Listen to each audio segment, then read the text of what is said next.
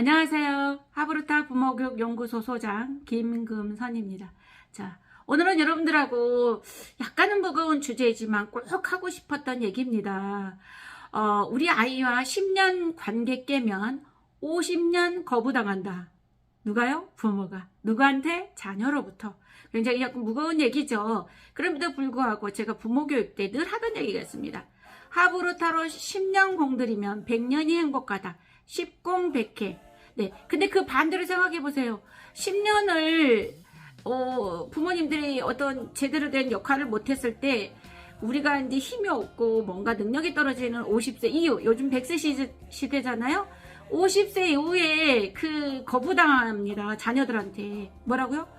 내가 어렸을 때 했던 것처럼 무시하고, 네, 일방적이고, 네, 그 다음에 존중해주지 않고, 전혀 아이 생각을 고려하지 않고, 또 자녀한테 관심을 안 갖고, 그러면 얘네들이 어떻게 돼요? 우리 생각을 무시하고, 우리하고 소통 안 하려고 하고, 그리고 우리에게 전혀 관심이 없는.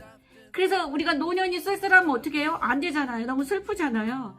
근데 어떤 것들을, 관계를 어떤 면에서 깼을 때 우리가 50년 거부당하는지 그래도 알아야 되잖아요. 네, 알아야 됩니다. 그래서 첫 번째는 저는 이렇게 생각합니다.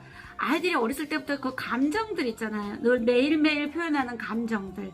그 다 말로 표현하지 못하지만 아이가 굉장히 좋아한다거나 슬퍼한다거나 화난다거나 우울해한다거나 이런 것들 감정들을 우리 부모님들이 전체적으로 이해해주면서 그 감정들을 공감하는 좀 부분을 어려서부터 같이 해준다면 아이들이 어때요?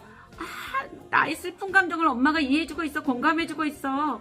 내가 너무 행복해하고 즐거운데 엄마도 같이 기뻐해주고 있어.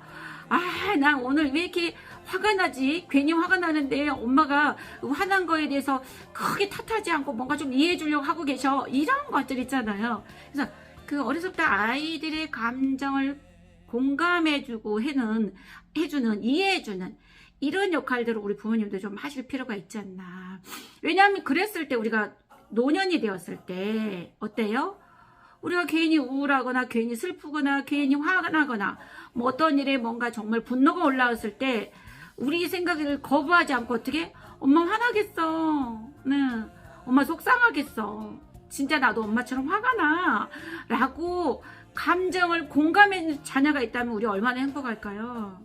그쵸? 생각해보세요. 행복하죠. 내 감정을 공감해주고 이해해주는 내 자녀들이 있다면 너무 행복하죠. 그죠? 네, 그래요. 두 번째는 이제 우리가 수많은 이야기를 통해서 대화를 통해서 소통하잖아요. 그 소통의 능력을 저희가 충분히 부모님들이 자녀들과 하셔야 됩니다. 소통의 공간이 굉장히 필요해요. 수시로 얘기 나누고 그것들에 대해서 생각을 주고받으면서 서로 격려해주면서 서로 응원해주면서 이런 것들이 절대적으로 필요하죠. 정서적 공감이랑 다르게 어떤 생각이나 사상이나 철학, 여러 가지 사회 현상 이런 것들에 대해서 충분히 얘기를 나눠보셔야 됩니다. 그래서 우리가 이제 애들이 성인이 됐고 우리가 이제 어떤 노년이 됐을 때 어떤 세상 돌아가는 얘기, 삶의 얘기, 뭐 나의 가치관의 얘기, 뭐 이런 것들이 있잖아요. 이런 것들을 자녀들과 소통하면서 얘기 나눈다는 것처럼 행복한 게 없습니다. 엄마는 지금 뭘 아신다고 그러세요. 그냥 가만히 계세요. 그냥 가만히 계시는 게 남는 겁니다. 막 이렇게 일방적으로 우리가 무시당한다고 생각해보세요. 어때요? 너무 슬프죠? 그게 왜 그래요? 왜 그렇게 무시당할 거야? 어렸을 때 네가 뭐하라? 엄마 시키는 대로 해. 입만 살아가지고 말이야. 알았어? 누가 더 알아? 내가 더 알아. 막 이렇게 일방적으로 소통 없는 대화, 생각 없는 어떤 그냥 일방적인 그 생각의 주입 이런 것들이 고스란히 그런 태도나 자세나 표현 이런 것들을 배워서 우리한테 고스란히 노년에 우리에게 쓴단 말입니다. 네, 그것 또한 슬픈 일이죠. 그리고 우리가 그런 거 있잖아요. 또 이제 어려서부터 우리가 충분히 자녀들에게 관심 있잖아요. 관심, 우리 애들이 이런 걸 느껴야 돼요. 내가 엄마한테 보살핌을 받고 있구나. 나는 늘 안전한 지대에 있구나. 엄마 아빠가 옆에 있으니까 나는 늘 행복하구나. 절대로 나는 위험한 일이 일어나지 않구나. 나는 엄마 아버지하고만 있으면 행복하게 살 수 있구나. 이런 내가 안전하게 보살핌을 받고 있다라는 느낌은 정서적으로 굉장히 중요합니다. 그게 없을 때 늘 불안하고 뭐랄까요? 아이들하고도 갈등이 빨리 일어나고, 빨리 누군가 나를 막 공격하는 것 같고, 나를 무시하는 것 같고, 나를 함부로 대하는 것 같고, 네. 이런 것이 올라올 수 있어요. 마음적으로, 심리적으로. 그래서 나는 충분히 공감받고 있어서, 보살핌을 받고 있어서 난 행복해. 이런 생각을 갖도록 해주는 게 되게 중요합니다. 네. 그랬을 때 우리가 성인이 되고 애들이 성인이 되고 우리는 노년이 되었을 때 어때요? 자녀들의 보살핌이 절대적으로 필요할 때가 옵니다.